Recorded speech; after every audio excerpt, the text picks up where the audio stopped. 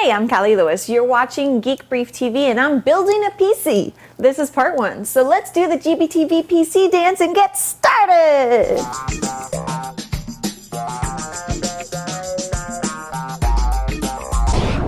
I've replaced internal components on our PCs before, but this is my first time to build one from scratch. I did a lot of research and found out it's really not that big a deal. My first decision was picking out the case, and I went for eye candy. This is the Origin AEX15E, and it has a touchscreen display on the front. More important than the eye candy, since this is my first build, is the space inside. There's plenty of room for components and one chihuahua. From what people tell me, with experience comes the ability to better organize cabling inside the case, so I think it's better to start out big. Big! The power supply unit is a Seasonic S12 430 watt silent power supply. I probably could have gotten away with less power, but the price difference was small, so I went with more power. Ooh, ooh, ooh, ooh. This PSU has a reputation for being quiet. Given that it's bigger than a Mac Mini, I'm really looking forward to seeing just how quiet it actually is.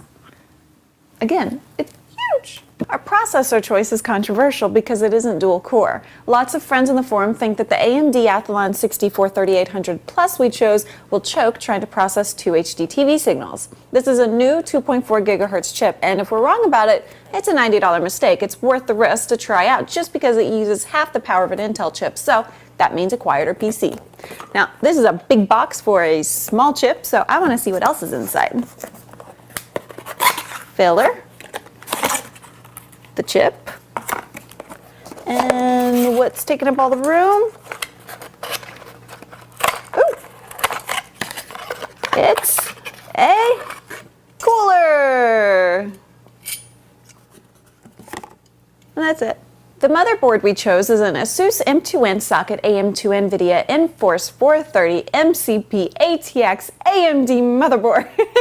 Okay, now, if I just start putting a bunch of random series of letters and numbers together, do you think you guys would notice? Because I think I'm just going to start making things up.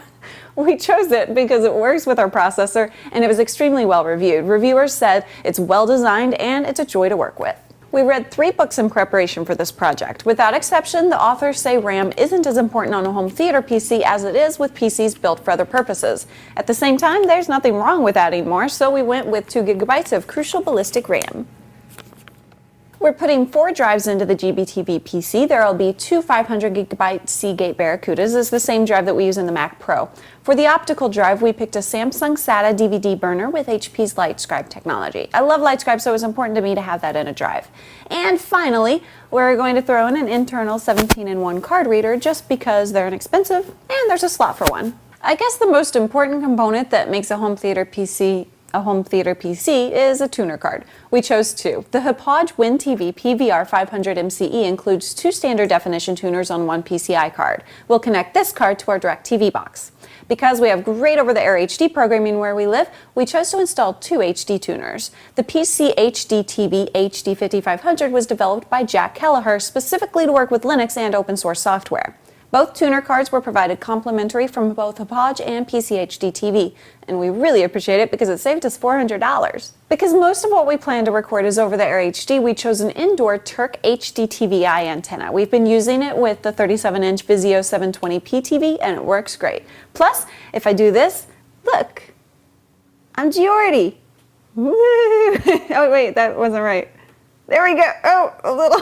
I can't see myself. I'm seeing myself on a delay. Don't poke your eye out. Other than our processor choice, the biggest controversy in the forum is our choice not to add a graphics card.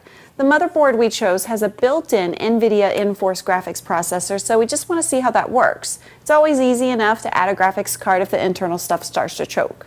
Robert Thompson, who wrote Building the Perfect PC, says it's very important to collect all your components in one location before you start. So I went ahead and gathered enough t-shirts to get me through at least the hardware part of the project. Now when we get into Myth TV, I'm sure I'll have to get a new stack. If you're building your own PC as we go along and following along with our project, extra t-shirts are optional. I'm Callie Lewis. This episode is brought to you by GoDaddy.com and our promo code GB1. For more information about this project, join us at GBTVpc.com. There's also a fun forum where you can get advice and talk about your own project. Thanks for watching. Gotta go ahead and these shirts back up now. Another Pod Show video podcast. Stick it on your screen.